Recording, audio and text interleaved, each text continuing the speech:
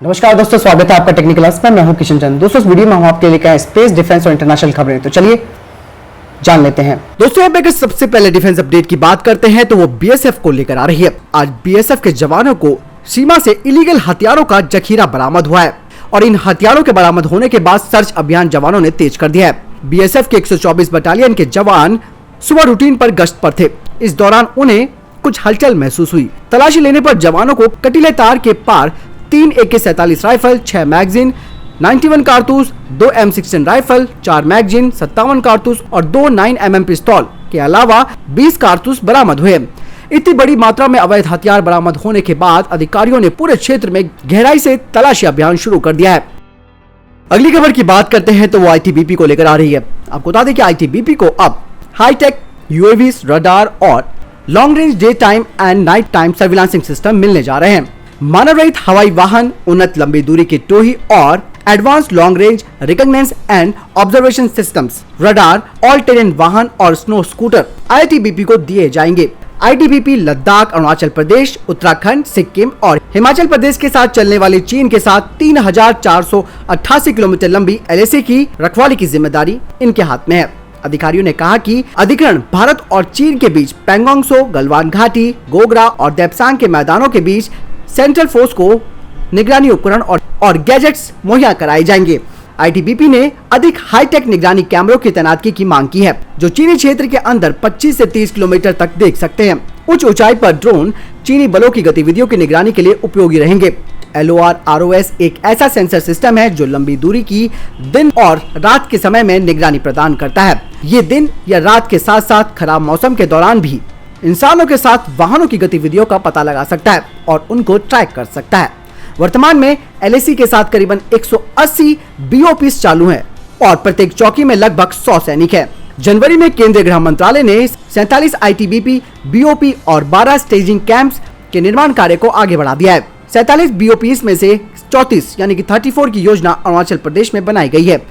यही नहीं दोस्तों, मैं आपको यहाँ पर बताना चाहूंगा कि ITBP को इस वक्त हेलीकॉप्टर्स की भी जरूरत है और जिसके लिए बहुत पहले से ही बातचीत चल रही है, लेकिन अभी तक उन्हें हेलीकॉप्टर्स नहीं मिले हैं।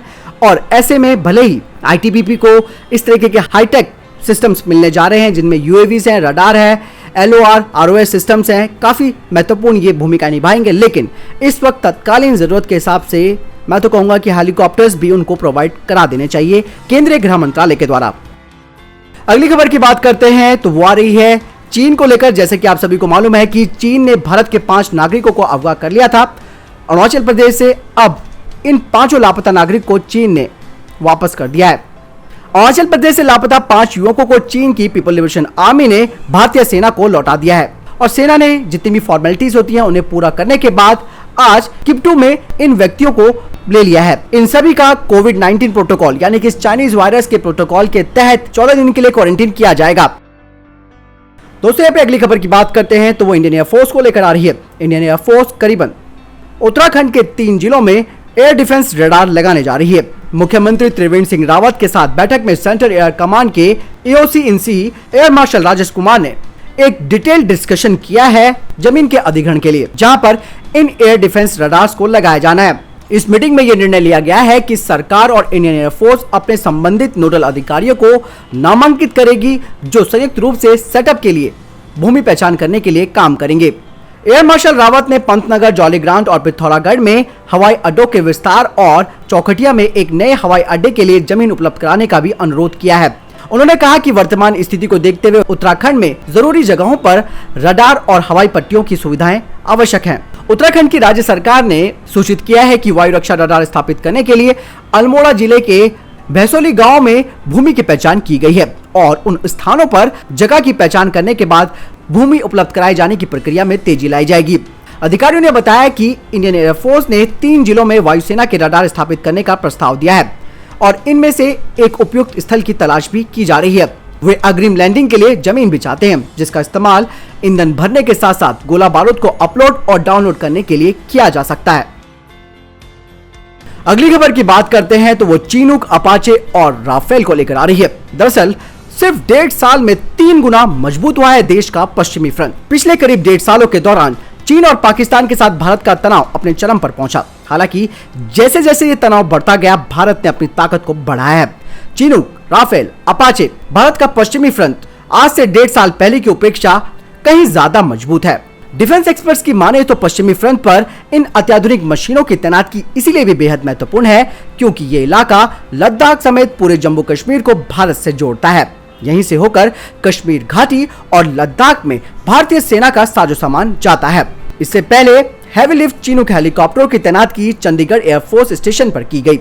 मार्च 2019 में वायुसेना के बेड़े में शामिल हुए Chinook helicopter heavy artillery gun military operations के लिए सैनिकों को ले जाने और आपदा के समय बेहद मददगार है। चंडीगढ़ एयरबेस एक तरह से जम्मू कश्मीर और लद्दाख में तैनात भारतीय सुरक्षा बलों की रीढ़ की हड्डी है। चिनूक के अलावा मल्टी रोल AN-32 और स्ट्रेटेजिक लिफ्ट एयरक्राफ्ट IL क्षेत्र की तैनाती ने इसे और मजबूत बनाया है। ये जितनी भी अत्याधुनिक मशीनें शामिल हुई है भारतीय वायुसेना में पिछले 1.5 साल के अंतराल में, इससे भारतीय सेना का काफी मनोबल बढ़ा है।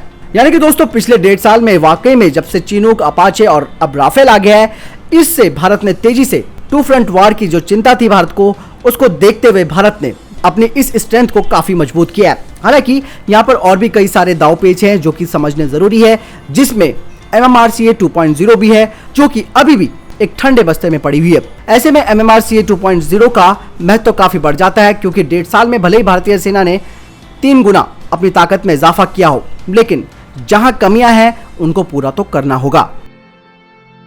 दोस्तों यहाँ पे अगली खबर काफी दुखद घटना को लेकर आ रही है, जिसमें सेना का एक वाहन दुर्घटनाग्रस्त हो गया और इसमें 3 जवानों की जान चली गई। दरअसल राजस्थान के जयपुर बीकानेर नेशनल हाईवे पर एक सड़क हादसे में सेना के 2 अधिकारी समेत 3 लोगों की जान चली गई। यह हादसा बीकानेर से जयपुर की ओर करीब 40 किलोमीटर की दूरी पर जोधा गांव के पास हुआ।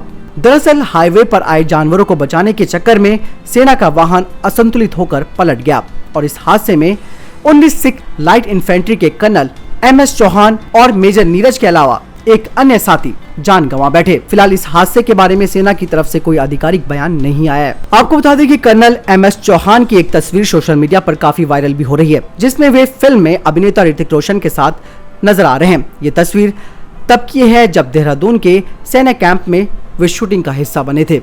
अगली खबर की बात करते हैं तो CDS जनरल विपिन रावत को लेकर आ रही है। पूर्वी लद्दाख में जारी तनाव के बीच chief of defence staff general Vipin Rawat ने रक्षा मामलों पर संसदीय समिति के सामने वे पेश हुए। उन्होंने समिति को पूर्वी लद्दाख में वास्तविक नियंत्रण रेखा यानी कि LAC में सेना की तैनाती समेत पूरे हालातों की जानकारी दी है। हालांकि समिति की बैठक का एजेंडा खास तौर पर सीमा पर तैनात फौज के लिए राशन की गुणवत्ता और आपूर्ति को लेकर था, लेकिन इस दौरान LAC के हालात पर लंबी चर्चा हुई। दूर दराज के इलाकों में सेना की तैनाती और उनकी जरूरत के सामान की आपूर्ति और सप्लाई चेन की विस्तार से जानकारी दी गई। इसके अलावा पिछले 15 दिनों में सेना के द्वारा हासिल की गई मजबूत स्थिति के बारे में भी सांसदों को विस्तार से बताया गया। रक्षा मंत्रालय के अधिकारियों ने बताया कि जवानों और अधिकारियों को मिलने वाले खाने की सामग्री में अंतर होता है। हालांकि उन्होंने स्पष्ट किया कि जवानों और अधिकारियों को दिए जाने वाले भोजन की गुणवत्ता और मात्रा में अंतर नहीं होता है। दोस्तों अगर आपको वीडियो संबंधी कोई प्रश्न या आपका कोई जवाब है, प्लीज कमेंट करके हमें जरूर बताएं। साथ ही वीडियो को लाइक और डिसलाइक करना ना भूलें और इस चैनल को सब्सक्राइब करना भी ना भूलें। धन्यवाद दोस्तों अपना कीमती वक्त हमें देने के लिए।